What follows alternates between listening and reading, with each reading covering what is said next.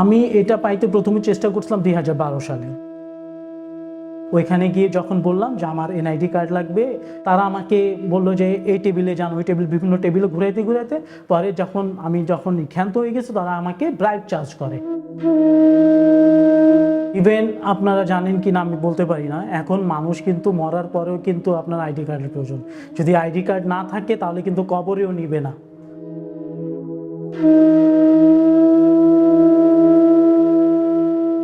It's just not a paper.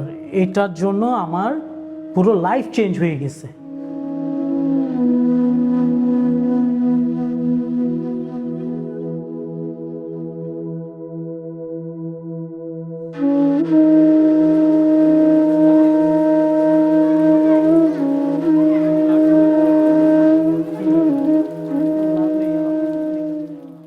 আমি মোহাম্মদ তারেক আহমেদ, মিরপুর 11 নন local relief ক্যাম্পে বসবাস করি।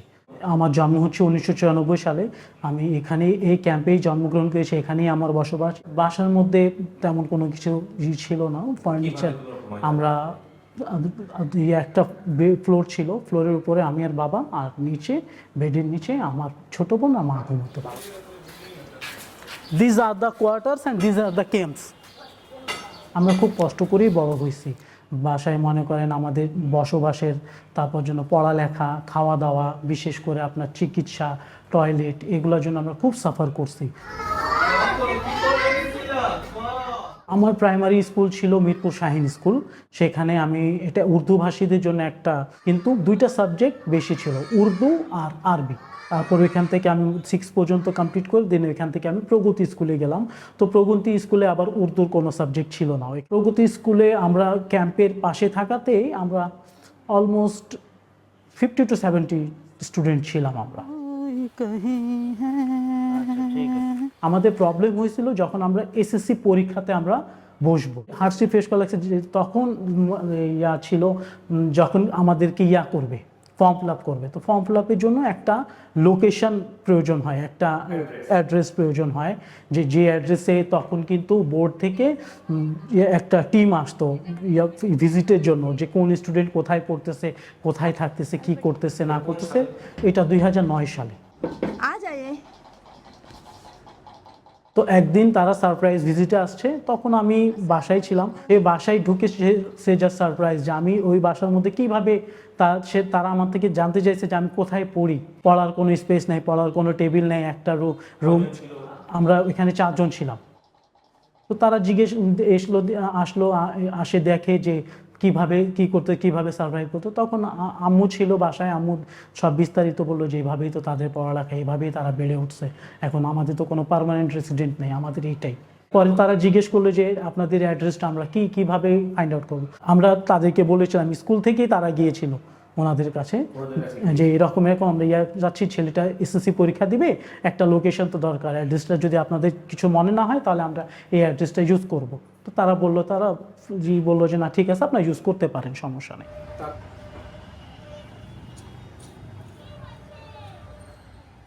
আমি এটা পাইতে প্রথমে চেষ্টা করছিলাম 2012 সালে। যখন আমার বাবা ইন্তেকাল করে, তখন আমার বাবা ছিলেন একজন গরু গোশতের দোকানে কাজ করতেন। তো যখন উনি ইন্তেকাল করেন, উনি ক্যান্সারে ইন্তেকাল করেন। তো আমার ফ্যামিলি খুব ছিল, এমনিতে আমরা কোনো সাপোর্ট ছিল না আমাদের। তখন আমি বিভিন্ন জবের জন্য বিভিন্ন গুলশান, বনানী বিভিন্ন রেস্টুরেন্টে যাই অ্যাজ এ ওয়েটার হিসাবে। তো ওইখানে গিয়ে যখন আমি সিভি দিলাম, সিভি দেওয়ার পরে তারা সিভিতে মার্ক করলো যে আমার নাই, আমার লোকেশনটা নাই, অ্যাড্রেসটা নাই। তো অ্যাড্রেসটা নাই, পরে তারা আমার আরেকটা জিনিস দেখলো যে ন্যাশনালিটিটা কি, ন্যাশনালিটি বাংলাদেশি, বাট আমার ন্যাশনাল আইডির কোনো ছিল না। তারা আমাকে ওইখান থেকে সেন্ড অফ করে দিল যে আমরা এখানে আপনাকে এভাবে করতে পারবো না। 2014 সালে আইসিডিডিআরবির কলেরা ভ্যাকসিনের একটা প্রজেক্ট আসে বাংলাদেশে। তো ওইটাতে লোক নিয়োগ দিবে তারা, পাশের লাইনে ছিল আমাদের। তো এই জন্যই ওইখানে সিভি দেওয়াতে তারা, যেহেতু ফিল্ডে লোক লাগবে, তারা আর কোনো কিছু কোয়ারি করেনি। কোয়ারি না করাতে আমি ইজিলি জবটা করার পরে যখন আমি স্যালারি ডে যখন আসে, তখন আমি পড়ি বিপদে। স্যালারি ডেতে তারা আমাকে বলে যে স্যালারি হ্যান্ড টু হ্যান্ড দেওয়া যাবে না, স্যালারি আমরা ব্যাংক অ্যাকাউন্টে দিব। তো ব্যাঙ্ক অ্যাকাউন্টে দিব, তারা আমাকে বললো যে আপনি ব্যাঙ্ক অ্যাকাউন্ট ওপেন করেন। যখন আমি ব্যাঙ্ক অ্যাকাউন্ট ওপেন করতে যাই ইসলামী ব্যাংকে, তো ইসলামী ব্যাংকে আমাকে বলে যে আপনার এনআইডি লাগবে, আপনার জন্ম নিবন্ধন লাগবে, দুইটার একটা, আর আপনাকে নাগরিক, যে আপনি এলাকার নাগরিক, একটা প্রত্যয়নপত্র লাগবে। তো তখন আমি পড়লাম যে আমার তো এটা কিছুই নেই। তা তো ওরা আমাকে বলে দিল যে আপনি সিটি কর্পোরেশনে যান অথবা কাউন্সিলর অফিসে যান, ওইখানে যোগাযোগ করলে ওরা আপনাকে হেল্প করবে। সিটি কর্পোরেশনে গেছি, ওইখানে গিয়ে যখন বললাম যে আমার এনআইডি কার্ড লাগবে, আমার প্রত্যয়নপত্র লাগবে, প্রথম ব্যাঙ্ক অ্যাকাউন্ট করার জন্য প্রত্যয়নপত্র লাগবে, আর আমার জন্ম নিবন্ধন করতে হবে। তো তারা আমাকে বললো যে এই টেবিলে যান, ওই টেবিল, বিভিন্ন টেবিলে ঘুরাইতে ঘুরাইতে পরে যখন ক্ষান্ত হয়ে গেছে, তারা আমাকে ব্রাইব চার্জ করে। আসসালামু আলাইকুম তারিক ভাই, কেমন আছেন? প্যারালিগেল একজন আছে সাব্বির, তুমি ওর সাথে কথা বলো। তখন উনি সাব্বিরের সাথে আমার আলাপ করে দিলেন। তো সাব্বির ভাই খুব সুন্দরভাবে আমাকে অ্যাপ্রোচ করলেন, আমাকে জিজ্ঞেস করলেন যে কি কেন লাগবে। তো পরে আমি বললাম যে আমার আইডি ব্যাংকে অ্যাকাউন্ট করা লাগবে, এই জন্যই আমার লাগবে। তো পরে বললো যে আচ্ছা ঠিক আছে, আপনার কিছু ডকুমেন্ট লাগবে। কী ডকুমেন্ট? পরে উনি বললেন যে আপনার বাবার আইডি কার্ড, মায়ের আইডি কার্ড, দুজনের ছবি লাগবে, এটা আছে। প্রথমে উনি আমাকে বললেন যে টিকা কার্ড লাগবে। তো পরে আমি বললাম যে ভাই আমাদের জেনারেশন তো টিকা কার্ড রাখার মতো জেনারেশন না। প্যারালিগেলের মাধ্যমে যখন গেছে তখন সত্যায়িত করে দেন আমাকে সিটি কর্পোরেশন নিয়ে গেছে। সিটি কর্পোরেশন নিয়ে গিয়ে তখন দেখলাম যে ফর্ম মাধ্যমে ইজিলি আর কি, তখন 11 দিনের মাথায় আর কি আমার জন্ম সনদটা হয়ে যায়। জন্ম সনদ পেলাম, পরে আমি আইডি কার্ডের জন্য অ্যাপ্লাই করলাম, আইডি কার্ডও পেয়ে গেছি। আলহামদুলিল্লাহ, অনেক ভালো, অনেক সাহস।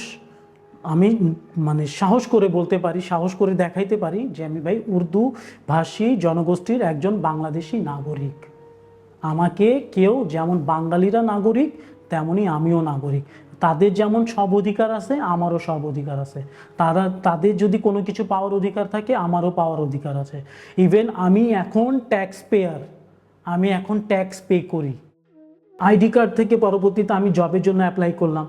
তো আমি আল্লাহর রহমতে আমি 2-3 জায়গায় জবও করছি, বিভিন্ন এনজিওতে কাজ করছিলাম আমি তখন।